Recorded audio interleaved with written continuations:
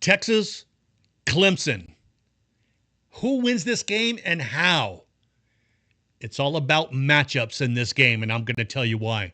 Hey, everybody, welcome to the Tim Daniel College Football Show. My name is Tim Daniel with College Football POV and Constitutional Sportscast. So, how does this game go? Texas, Clemson. How does it happen? What ultimately happens? Well, I took some notes, watched some film. I'm going to call this up.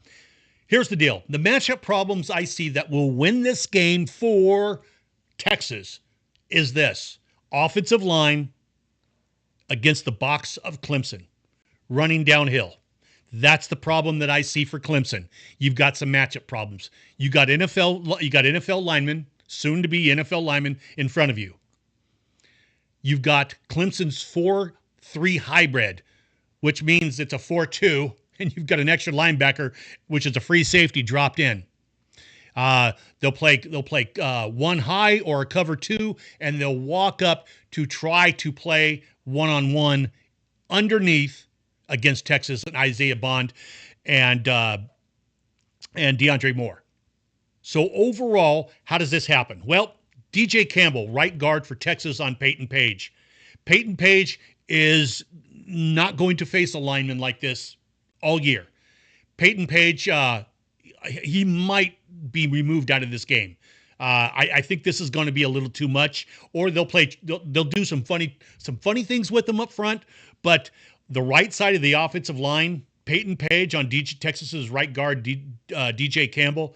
Yeah, if I'm Texas, I run downhill, I run inside zone, I run ISO right at the right side of the offensive line. That's one of the mismatches. The other mismatch is for Clemson. There's this guy. This guy is a monster. His name is Peter Woods. I think he's about 6'4", 330. Big man. He is a bully. He's a presser. This guy's as strong as an ox. So the center, Jake Majors, and the left guard, Hayden Connors, have their hands full with this guy. So how are you going to beat this? Now, on pass protection, they're going to have to double team this guy. That's where the matchup is. This guy is going to draw a double team. And when you start sending backers, Clemson's backers, which are small and feisty, and I'll get to them in a minute, that's going to cause problems for Quinn Ewers. So overall, the pro matchup for Texas is that DJ Campbell on Peyton Page, right side of the offensive line, run ISO, trap, inside zone. And then on the other side, if you're going to run the ball to the left side, I would funny block everything with Peter Woods. I would trap him and option him, but you don't have an option quarterback. So overall, it's going to that front is going to be the unique side of who wins this game. The Texas offensive line versus the Clemson box. Clemson's linebackers, not very big, fast, very feisty, very physical. However, they have a problem. Wade Woodaz and Barrett Carter, if they are left downhill on downhill runs one-on-one, and they have a lineman in front of you, especially a Texas offensive line, that's where they struggle. They don't like having to step up, take one-on-one. They want you to run to the boundary because they can run with you. Running downhill on these two backers is going to be an issue. Well, where's the third backer? That's that hybrid situation. I call it a hybrid. They drop back where there's now, in essence, 5 DBs, what looks like 5 DBs. It's a strong safety, basically, is what it is. But overall, I do not see Clemson's box tangling with the Texas offensive line. There is the mismatch for Texas to win this game. What about Clemson?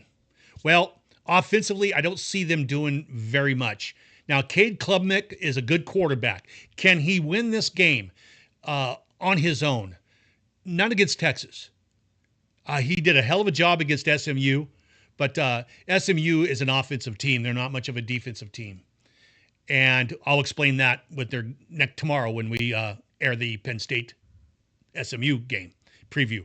But overall, Cade Klubnik, who actually played high school football against Quinn Ewers. Those guys know each other from high school. I love that little story tidbit right there.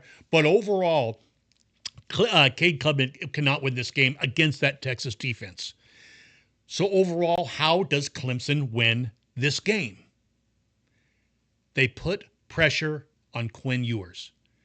They get Quinn Ewers to stick to his passion routes. That is, the passion route is the death to Quinn Ewers. If some of you don't know what a passion route is, it's when a quarterback locks on to a particular receiver on a particular side of the field in a particular coverage, and he goes to him every single time. Once he sees it, he goes with it. I don't blame him in some sorts. He's got massive speed on the boundaries. But here's the deal. Clemson is not going to let him do his, okay, Isaiah and DeAndre are one-on-one.